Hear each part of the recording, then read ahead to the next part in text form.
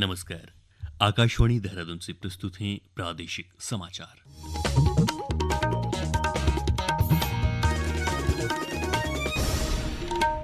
पहले मुख्य समाचार। उत्तरकाशी जिले के आपदाग्रस्त धराली हर्सिल क्षेत्र में राहत और बचाव अभियान जारी। 372 लोगों को हेलीकॉप्टर से सुरक्षित स्थान पर पहुंचाया गया।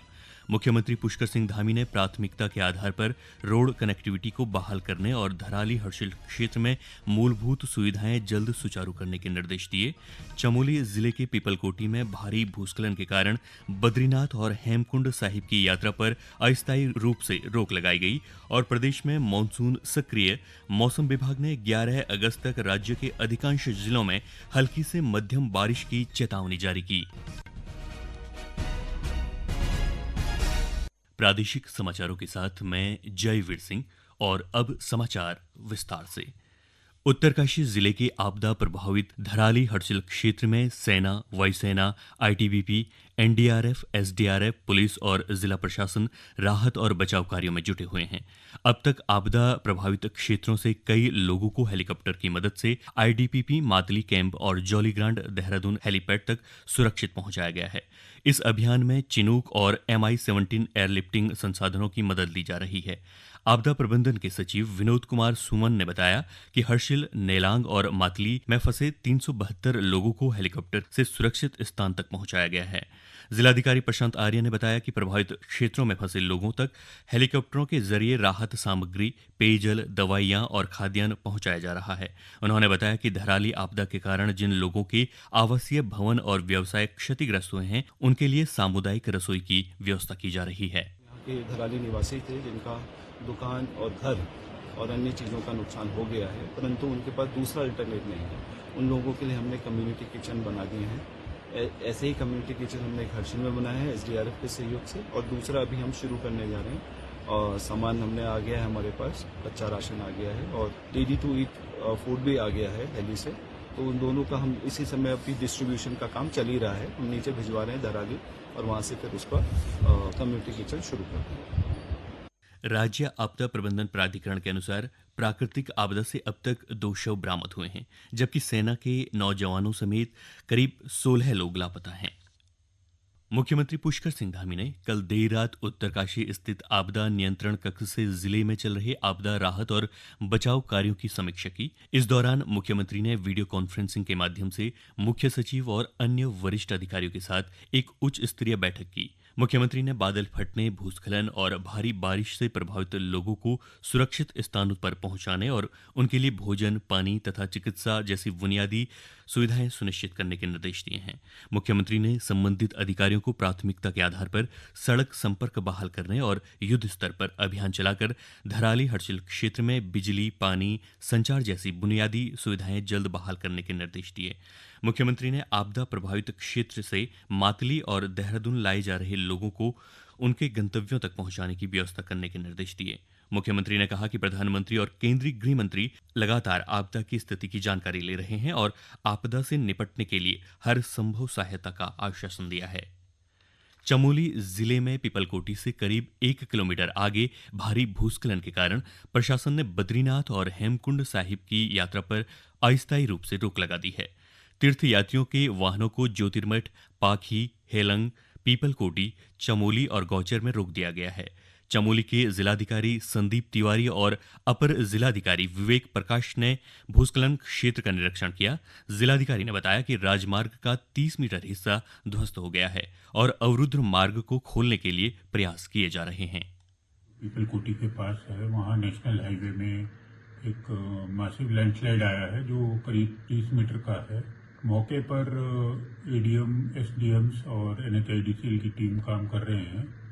क्योंकि लैंडस्लाइड एक बड़े हिस्से में आया है, इसको ठीक होने में समय लग सकता है, तो सभी यात्रियों को सुरक्षित स्थानों पर रोक दिया गया है और यात्रा फिलहाल बद्रीनाथ धाम की रोकी गई है। और इसके अलावा BRO और THDC के एक्सपर्ट से भी वहाँ पे एडवाइस लिया जा रहा है कि क्या अल्टरनेट सॉल्यूशंस हो सकते हैं। तो मौके पर मशीनें काम कर रही हैं। प्रयास है कि जल्द से जल्द ये रास्ते को सुचारू कर दिया जाए, लेकिन हालात देखते हुए इसमें 12 घंटे से अधिक का समय लगने की संभावना है। इसलिए यात्रियों को सभी को सुरक्षित स्थानों पर रोका गया। ये समाचार आकाशवाणी के देहरादून केंद्र से प्रसारित किए जा रहे हैं। ताज़ा समाचार के लिए आप हमारे सोशल मीडिया एक्स व Facebook page Akashvani news Uttarakhand को फॉलो कर सकते हैं। साथ ही ये समाचार हमारे YouTube channel Akashvani news Uttarakhand पर भी उपलब्ध हैं। मुख्यमंत्री पुष्कर सिंह धामी 1 माह के वेतन को आपदा राहत कार्यों के लिए देंगे। श्री धामी ने कहा कि राज्य सरकार आपदा प्रभावित लोगों के साथ हर कदम पर खड़ी है और इस कठिन परिस्थिति में सभी को एकजुट होकर पीड़ितों की सहायता करनी चाहिए। उन्होंने जनप्रतिनिधियों, अधिकारियों, स्वयंसेवी संगठनों और आम नागरिकों से अपनी क्षमता के अनुसार राहत कार्यों में सहयोग करने की अपील की है। उधर उत्तराखंड IAS एसोसिएशन भी 1 दिन का वेतन मुख्यमंत्री राहत कोष में देगा। एसोसिएशन के सचिव दिलीप जवालकर ने कहा कि ऐसी आपदाओं के समय प्रत्येक अधिकारी, कर्मचारी और नागरिक की भागीदारी अत्यंत महत्वपूर्ण है। यह पहल संवेदना से परिपूर्ण प्रशासनिक सेवा के उस भावना को पुष्ट करती है जिसमें जनहित सर्वोपरि होता है। धराली आपदा को लेकर सोशल मीडिया पर भ्रामक पोस्ट और वीडियो के माध्यम से झूठी सूचनाएं प्रसारित कर अफवाह फैलाने वालों के खिलाफ आपदा अधिनियम के तहत कड़ी कार्रवाई की जाएगी। इसके लिए शासन प्रशासन ने अधिकारियों को सोशल मीडिया पर निगरानी रखने के निर्देश दिए हैं। जिला प्रशासन ने आम लोगों से किसी भी प्रकार की अफवाहों से सावधान रहने और अफवाह फैलाने वाले लोगों की सूचना तत्काल प्रशासन को देने का अनुरोध किया है। धराली आपदा को लेकर कुछ लोग सोशल मीडिया पर भ्रामक पोस्ट और वीडियो के माध्यम से झूठी सूचनाएं देकर आम जनता को गुमराह कर रहे हैं। शासन प्रशासन ने इसका संज्ञान लेते हुए ऐसे लोगों के खिलाफ आपदा एक्ट के तहत कार्रवाई करने के निर्देश दिए हैं। हरिद्वार जिले को छोड़कर प्रदेश के 12 जिलों में जिला पंचायत अध्यक्ष और उपाध्यक्ष और क्षेत्र पंचायत के प्रमुख, ज्येष्ठ उप प्रमुख और कनिष्ठ उप प्रमुख के पदों के चुनाव के लिए राज्य निर्वाचन आयोग ने अधिसूचना जारी कर दी है। अधिसूचना के अनुसार इन पदों के लिए नामांकन और नामांकन पत्रों की जांच 11 अगस्त को होगी, जबकि 12 अगस्त को नामांकन वापसी की तिथि तय की गई है। मतदान और मतगणना 14 अगस्त को होगी। अधिसूचना जारी होने के बाद राज्य के 12 जिलों में मतगणना की समाप्ति तक आदर्श आचार संहिता लागू हो गई है।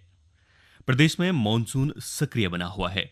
मौसम विज्ञान केंद्र देहरादून ने 11 अगस्त तक राज्य के अधिकांश जिलों में हल्की से मध्यम बारिश का पूर्वानुमान जारी किया है।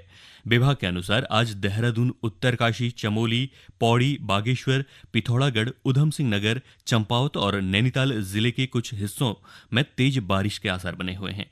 यही स्थिति अगले 2 दिनों तक बनी रहेगी। विभाग ने इस अवधि में लोगों से अनावश्यक यात्रा से बचने और मौसम खराब होने की स्थिति में सुरक्षित स्थानों पर रुकने की सलाह दी है। और अब एक नजर आज के समाचार पत्रों की सुर्खियों पर। उत्तरकाशी जिले के धराली में युद्ध स्तर पर चल रहे राहत और बचाव कार्य की खबर को सभी समाचार पत्रों ने सचित्र प्रमुखता से प्रकाशित किया है।